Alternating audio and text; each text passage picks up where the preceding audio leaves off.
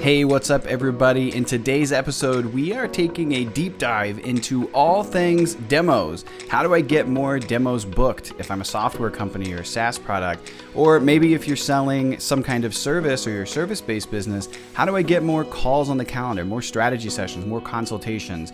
So today I'm walking through probably the most overlooked approach to getting calls on your calendar from your website. My name is John Aikin. I'm the CEO of Web Canopy Studio, and this is the Website Conversion Show.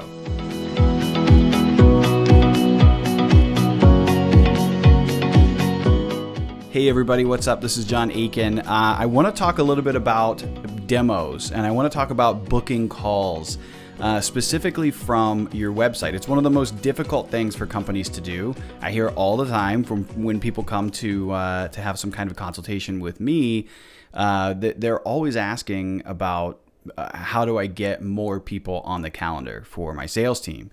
And regardless of the size of the business or what you are selling, if it's a service, it's a product, or what have you, typically that bottom of funnel component and that last step before they enter into the sales process is getting some kind of call on the books. And so I want to break that open a little bit. And so really, this is about those marketers who are sitting in this position where they have a CEO or a board or other people on their team, or maybe they're a marketer who's working for a VP of marketing, and there's a lot of pressure being put on them. And guys, I understand. I've been in that situation before. I know what it feels like. And you have a lot of pressure to prove that you can do what it is that you say you do, which is marketing. Marketing people have the highest turnover out of any other seat in the company.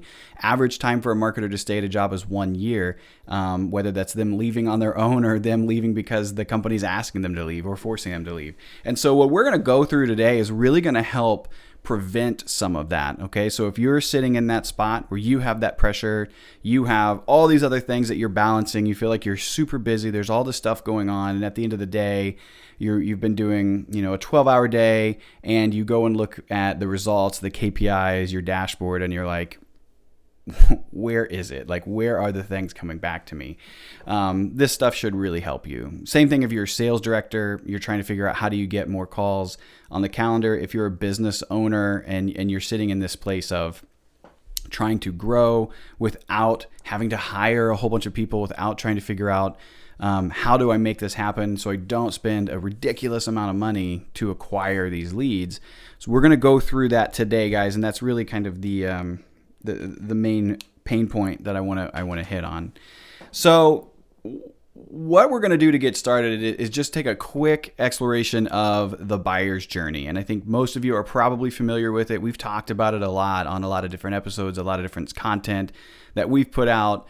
The buyer's journey is really the path that people go through before they make a purchasing decision with you or your company. You actually go through the buyer's journey when you make a purchase on literally anything, even a pack of gum. You're going through different stages of your consideration before making that purchase to see if that's the right purchase for you. So when we're looking at the buyer's journey as it relates to your service or software, most businesses are doing this the incorrect way. And I say that with all the love and the respect in the world, but most of the time, companies really focus a lot on top of funnel lead acquisition. That's awareness stage. That's the high level people. We're going to try and give something away for free, a lead magnet, some kind of checklist, a free guide. We're going to run ads to that. We're going to send emails about that. Like they're pretty good. You guys are pretty good about getting those leads to come in. And I think that's great. You have to have top of funnel lead acquisition. It's imperative, right? We have to get leads somewhere. But what we're not very good at in the big scheme of things for most marketers is taking that lead, that top of funnel lead, and getting them to go to the bottom of funnel, getting them to take that step that we want them to, which is book a call. Like, let's put you on a sales pipeline, right? Let's create that deal. And so how do we get them to take that major step, and how does the website play a role in that? Because I think that's also a big misconception, is that the website is just there for looks or for it's just sitting there and It's not doing its job because we're not getting enough demos and so on. So the reason most of the calls are not happening, the reason most of the people that come into the top of the funnel are not actually getting to that conversion step that we want them to in the bottom of funnel, which would be booking that demo or booking that consultation, is because we're completely eliminating the nurturing into the consideration stage. So there's 3 stages, guys, to the buyer's journey, right? We have awareness stage, which is top of funnel. Things like, I'm not really sure if I even need a website. I'm not really sure if I would need to do any kind of content marketing. So somebody would come to my website and maybe download the 5 steps to outlining your next blog post, or the 10-step checklist for designing your next website, or something like that, right? That's top of funnel. I'm not asking them to buy anything. I'm not asking them to book a call. It's just a resource that they're getting for free that's valuable. We have marketing strategy templates that you can download. I have tons of HubSpot content, HubSpot templates that you can download. We capture the lead, right? So you fill out the form, you become a lead in our system, and now that prospect then has that piece of value, that valuable content. Where most people go wrong, like I was saying, is that they try and book a call right away. So the follow-up emails, if they even exist, are generally like, thanks so much for downloading it. Hopefully it's been helpful. If you're ready to take the next step, here's the link to book a call, and we're ready to talk with you and show you how we're going to transform XYZ. Not the way to do it, guys. Like, that's not going to deliver the results that you need. So what does actually deliver the results in that situation?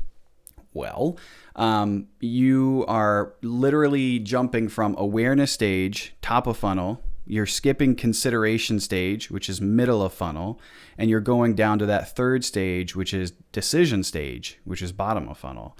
And so top of funnel, middle of funnel, and bottom of funnel.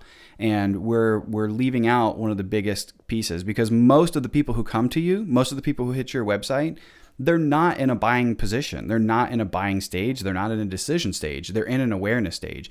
They are, problem aware. Maybe they're product aware now, but they're not needing to go to the next level. You haven't given them enough reason to do that yet. So at best, what you're going to do in that situation is just hopefully be able to stay in the back of their mind. So when they are in a position, they would come back to you.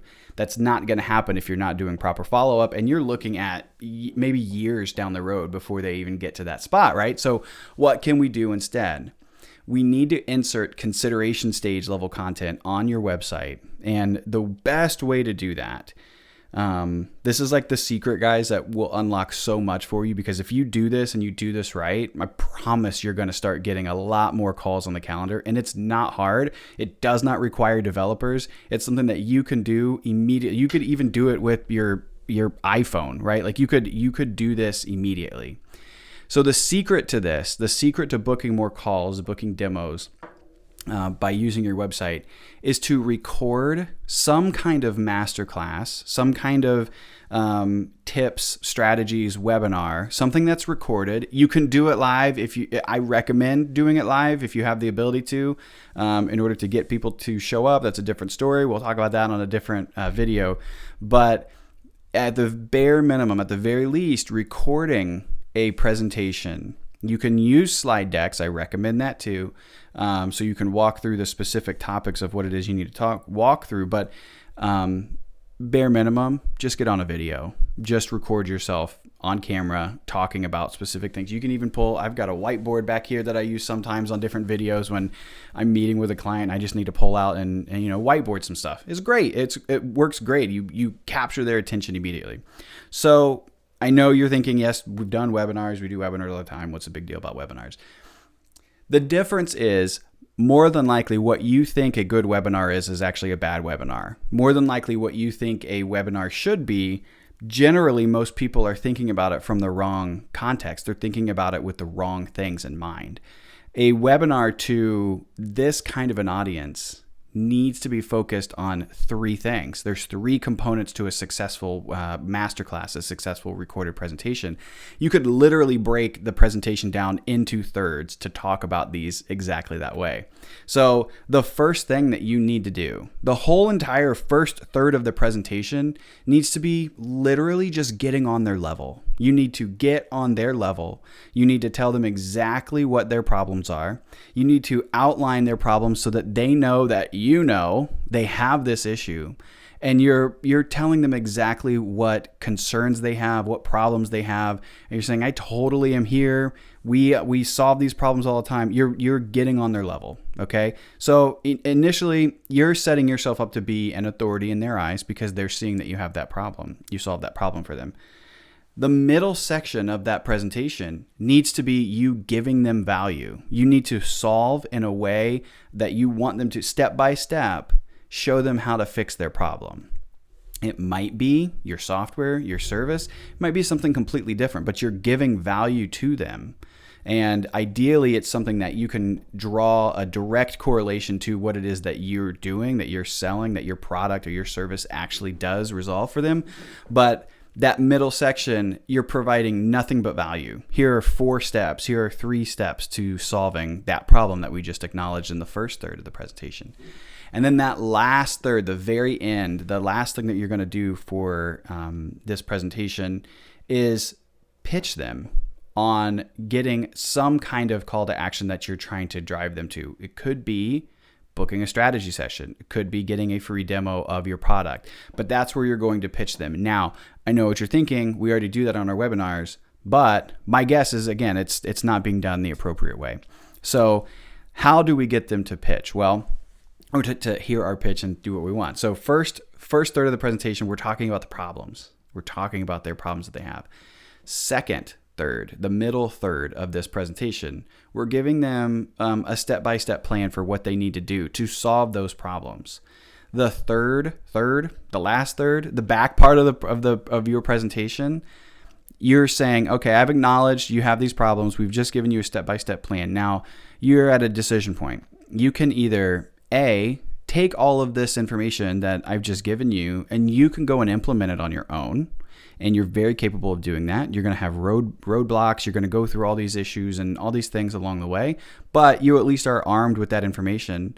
Or B, if you want to fast track through that, if you want to skip all of these hurdles and solve this problem and get to that success considerably faster, saving time, money, all these resources, energy, all this stuff, we actually have a solution that does all of that for you. And so I'm going to walk you through just a brief overview. And if you're interested, if that sounds like something you want to do, then what I want you to do is book a call with me. Or what I want you to do is click on the button below and book a demo so that we can get started and just see how this works exactly for XYZ company, right? For your company. So that is really the intent of the back portion. And so what you would do at that point is just walk through the core tenets of your program or of your software. And so those are the keys to that presentation. So then what happens, right? So you've recorded it. You're going to make that a video. You're going to put it on your website. And once it's on your website, you now have the ability to send people to that page. So what I would do, I would draft up an email that has all of the bullet points. It's a great kind of sales email that's enticing people to want to watch that video. And I'm going to send it to 100% of my email list. Maybe that's 200 people. Maybe that's 15,000 people. Ideally, you're going to segment out customers, but or partners or students or interns or things like that. But you want to send that to everybody, literally everybody. Salespeople or opportunities your salespeople work that went cold, you want to send it to them. People who haven't opened an email in a year, you want to send it to them. People that you're just automatically engaging with now, send it to them. People who are in the sales process with your sales team now, send it to them because that might be the last little hurdle that they need to go through. Just see you talking to them or hear your voice answering these kind of questions or giving them whatever the process is that you want them to do. So now you've sent them to they've gone to the website, and here's the kicker, because if you don't do this, this is where you're going to get messed up. This is where I'm going to say a bad word. I promise myself. I'm not going to say a bad word on this video. This is where stuff gets messed up. So you have to put your calendar on that page.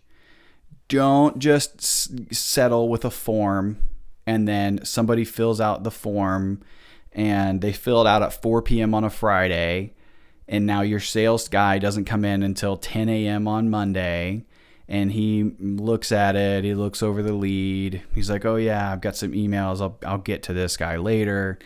And then 3 p.m. on Monday, an email goes out to the person that filled out the contact form 3 days before and was like, hey, saw you filled out a form, are you interested in a demo? Let me know what time works for you. I'll be happy to set something up. Thanks. Like, what a crappy email. What a crappy experience for the prospect that your salesperson's engaging with. That doesn't give them any kind of warmth or comfort, or like you're addressing any of their needs, especially if your video was talking about how you make things easier for them, right? So you're actually preventing them from getting what they want. I think you guys could all point to really bad sales experiences. Do not let your company do that same thing. And so, yes, I understand a lot of you are marketers and you don't have the power to influence the sales team. I totally get it. But what you probably could do is get them convinced to let you use their calendar. So I would put their calendar, the sales team's calendar, embed it directly on the page underneath the video. That way, when they watch the video, they can book a call. And so once they book a call, now they're there, now they're on the calendar. And as a marketer, your top secret stuff in the background is, I'm going to go over here and create automated emails that go out. But thanks for booking. Here are 3 things that you should know before your call. Send extra follow-up emails. Make sure you don't forget this call. We're going to be going over blah, blah, blah, blah, blah. Like, get them excited and make sure that they show up. And so those are the things that you can influence as a marketer in that situation. The last component to this, follow-up.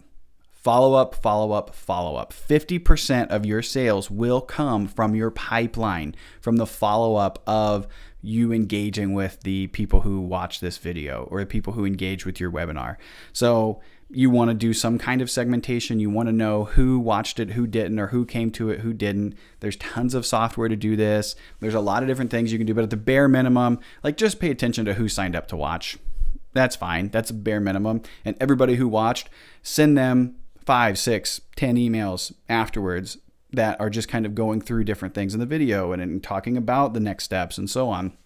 And so that follow-up is really where you're going to get about half of those book calls. And it might even take the full 5, 6, 7 emails after they watch before they actually end up booking the call. Why? Because it takes on average 9 times for us as humans to hear a message, to see someone's face, to hear their voice, to watch the commercial before we actually even consider it as an option. So not only that, if you do that follow-up really well, go back to the emails that you were sending people to watch this webinar and try it again the next week to all the people who didn't open those emails. Try it again the following week to the people who didn't open the emails. Why? Because this webinar, this masterclass you've created is good. It's got great content in it and it's booking calls for you. So why wouldn't you want to get as many people into it as possible, right? So just because you don't get, like, people think of marketing campaigns to get people to go to their website and they see them that they didn't convert well. Oh, we only got like 5% open rates and we only had 30 people click on it. When did you send it? What time of day? What month? What week? Like, what time of year was that? Because what works today might not work next month, and what's not working right now could be very well the perfect example. We're a website development company. Our bread and butter is helping people get a better experience out of their website, whether that's just content, or developing new websites, they're taking our website courses, so on. In December, we sent out a whole bunch of information about booking calls to talk about websites. We had like no one book a call. No, like my sales calendar was so slow for that particular service.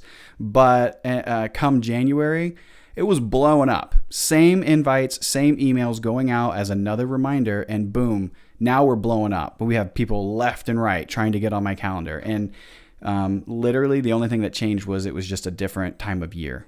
It was a different things were going on for different people. Priorities are different. So don't let that, the fact that your emails weren't opened initially, your list could be cold, warm them up, right? Try again in a couple weeks, try again in a couple months. But doing this will allow you to 100%, you're 100% guaranteed to book calls and demos if you do this and if you do it regularly. That's it, guys. That's the main thing that I wanted to share today. Please, if you have not done so yet, go to webcanopystudio.com/assessment and book your website conversion assessment. It's not like a call with me. It's not that kind of a call to action, but we've built the website conversion framework. It goes through all the essential components of what your website has to do in order to be a highly converting website. And we've put together an assessment that you can take on your own that's going to break down exactly where you're falling short, where you should really focus your energy. And it's prioritizing the checklists inside of each of those different categories for you so that you can see, okay, where should I spend my time? And the best part is, for the most part, you don't need developers in order to help you make these changes. Most of them are all changes that you as the business owner, you as the marketer, you as the sales director can actually go in and make. So that's it, guys. We'll see ya. Can't wait to chat. Bye-bye.